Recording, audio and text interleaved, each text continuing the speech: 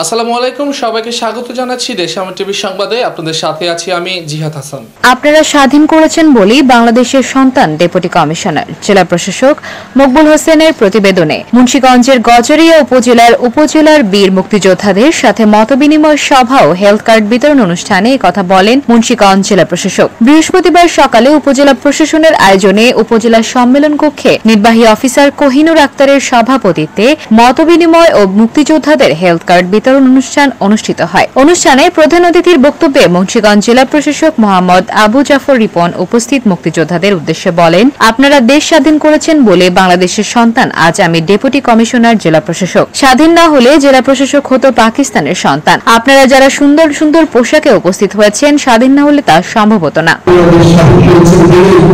আজকে আমার মতো এই বাংলাদেশি মানুষের সন্তান ডেপুটি কমিশনার হিসেবে জেলা প্রশাসক জেলা ম্যাজিস্ট্রেট হিসেবে আপনাদের সামনে আজকে আমরা উপস্থিত হতে পেরেছি। এই দেশ স্বাধীনতা হলে হয়তো এই অঞ্চলে কোনো পশ্চিম পাকিস্তানি কোনো ব্যক্তি এখানে হয়তো আজকে বসা থাকতো এবং নিশ্চয়ই আপনারাও তখন আজকে যে মান সম্মানের সাথে এখানে এসে বসেছেন, ভালো কাপড় চোপড় করে বসেছেন, সবার চেহারা দেখতে ভালো এরকম। আমরা ফিলিস্তিনি ধ্বংসস্তূপ দেখি, আপনারা দেখেছেন পাকিস্তানিরা আমাদের কিভাবে ব্যবহার করেছে। বর্তমান সরকার আপনাদের ভাতা 200 টাকা থেকে 500 টাকা করেছিল, আজকে সেই ভাতা বৃদ্ধি পেয়ে 20,000-এ দাঁড়িয়েছে। আগামীতে হয়তো মুক্তিযোদ্ধা সম্মানী ভাতা 30,000 হবে।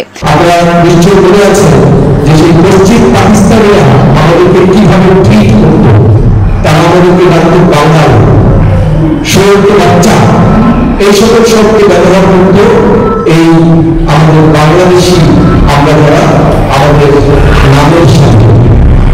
আজকে আমরা সম্মানের সাথে আছি, আপনারা সম্মানের সাথে আছেন, কারণ আপনারা দেশ স্বাধীন করেছেন। আপনাদের প্রতি আমার সশ্রদ্ধ সালাম এবং আমি সবচেয়ে গর্বের সাথে বলি, আমি নিজে একজন মুক্তিযোদ্ধার সন্তান।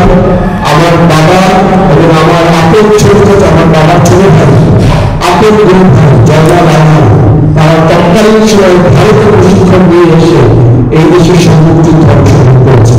বর্তমান সরকার আওয়ামী লীগ সরকার এসে আপনাদের বলে আছে যে আপনাদের ভাতা 200 টাকা থেকে বাড়িয়ে 1 লাফে এটি কত করেছিল, 500 টাকা করেছিল, এটি আজকে 20,000 টাকা এবং আমরা শুনতে পাচ্ছি যে এটি 30,000 টাকার মধ্যে।